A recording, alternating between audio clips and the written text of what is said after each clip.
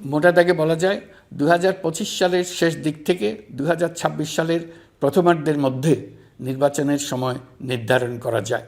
16 December বিজয় দিবসে জাতির উদ্দেশ্যে দেওয়া ভাষণে আগামী নির্বাচনের দিনক্ষণ নিয়ে একটি ধারণা দেন অন্তর্বর্তী সরকারের প্রধান উপদেষ্টা ডক্টর মোহাম্মদ ইউনূস।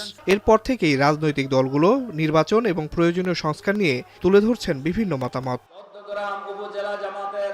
সেই ধারাবাহিকতায় এবার জামায়াতে ইসলামীর নায়েবে আমির ডাক্তার সৈয়দ আবদুল্লাহ মোহাম্মদ তাহের বলেন 2025 সালেই নির্বাচন দেওয়া সম্ভব।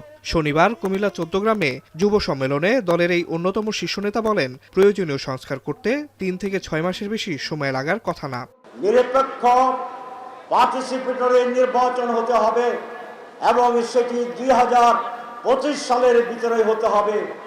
প্রধান উপদেষ্টা বলেছেন সম্ভব যদি তারা আংশিক সংস্কার করে। আমরা মনে করি 3 থেকে 6 মাসের ভিতরে প্রয়োজনীয় সংস্কার সাধন করা সম্ভব এবং তারপরেই এই বছরের শেষের দিকে নির্বাচন অনুষ্ঠান করবে। এটাই জাতির প্রত্যাশা, জামায়াতে ইসলামীর দাবি।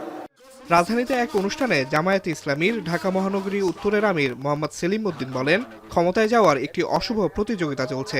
আগামী নির্বাচনে জামায়াত নির্বাচিত হলে 5 বছরেরও কম সময়ে দারিদ্র্য বিমোচন করা হবে। সেই প্রথাগত ক্ষমতায় যাওয়ার একটা অশুভ পরিকল্পনা প্রতিযোগিতা চলছে।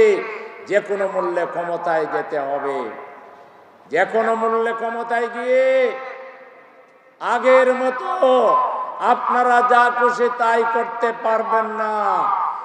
এদিকে শনিবার দুপুরে মৌলভীবাজারে কর্মী সম্মেলনে যোগ দিয়ে জামায়াতের আমির ডাক্তার শফিকুর রহমান বলেন বিগত 3টা নির্বাচনে কেউ ভোট দিতে পারেনি, ভোটের গণহত্যা হয়েছে। আরও বলেন ফ্যাসিস্ট ও দুর্বৃত্তদের প্রতিটি অন্যায় অপরাধের বিচার করতে হবে। 3টা নির্বাচন আর যাদের বয়স 30-32 হয়েছে তারা একটা ভোটও দিতে পারে না। তাদের সমস্ত ভোটকে জেনোসাইড করেছিল, গণহত্যা করেছিল। পরে শনিবার সন্ধ্যায় সিলেটের বিভিন্ন ধর্মাবলম্বী মানুষের সাথে মতবিনিময়ে সম্প্রীতির বাংলাদেশে অন্য ধর্মের মানুষের উপর জামায়াতের দ্বারা কোনো অপরাধ সংঘটিত হলে বিচারের নিশ্চয়তার আশ্বাস দেন জামায়াতের আমির। আসিফ ইকবাল খান, এখন, ঢাকা।